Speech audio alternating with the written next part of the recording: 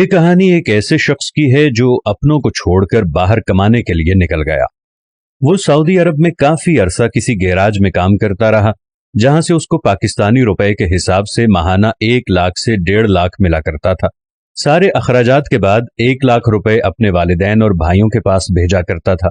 उसे बहुत से अरमान थे कि वहां पर जब मेरी कमाई जमा हो जाएगी तो मैं एक अच्छा सा घर लूंगा और मैं वहां जाकर शादी करूंगा, फिर अपने वालिदैन और बीवी बच्चों के साथ अपनी बाकी की जिंदगी सुकून और अय्याशी के साथ गुजारूंगा। वक्त गुजरता गया और वो हर दफा पैसे भेजता रहा, फोन पर अपने भाई और वालिद से बात करता रहा। उसको सब ये यकीन दहानी करवाते थे कि वो यहाँ इन पैसों से प्लॉट ले रहे हैं और कुछ पैसे जमा करते जा रहे हैं। उस शख्स ने सऊदी अरब में 10 साल का अरसा गुजारने के बाद सोचा कि अब मुझे शादी करनी चाहिए, क्योंकि अब मेरी जमा पूंजी इतनी हो गई है कि अब मैं वहां जाकर अपना सेटअप बना सकूं। उसने अपने वालिद को फोन किया और कहा कि बाबा, मैं सऊदी अरब से वापस हमेशा हमेशा के लिए आ रहा हूं। मैं अब शादी करूंगा और पाकिस्तान ही रहूंगा, अपना घर बनाऊंगा और कारोबार सेट करूंगा और आराम से रहूंगा आप लोगों के साथ।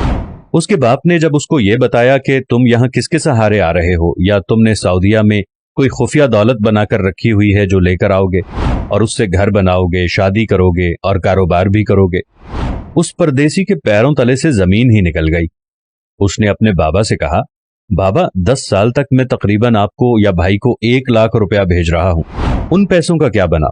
मैं उन पैसों से ही अपना घर बनाऊंगा और शादी भी करूंगा और कोई छोटा मोटा कारोबार भी कर लूंगा। उस पर उसका वालिद बोला कि बेटा, यहां पर कुछ भी नहीं है। जो पैसे तुम भेज देते थे वो घर के अखराजात और तुम्हारे बहन भाइयों की शादी में खर्च हो गए और अभी तो तुम्हारा यहाँ 1 रुपया भी नहीं है।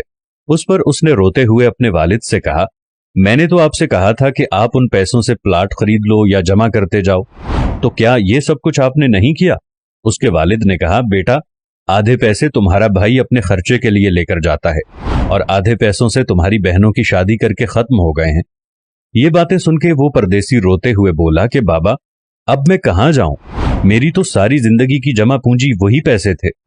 ये सब सुनकर उसका वालिद बोला कि बेटा, 10 साल तो गुजर गए, 10 साल और कमाकर फिर आना, ऐसे मत आना, यहां तो कुछ बाकी नहीं है।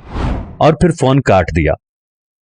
ये उन परदेसियों के लिए कहानी है जो ये सोचते हैं हम यहां कमाकर अपनों के पास पैसे भेजते हैं और वहां जमा हो जाते हैं और हम वापस जाकर कोई ना कोई कारोबार करेंगे, घर लेंगे और सुकून से जिंदगी गुजारेंगे।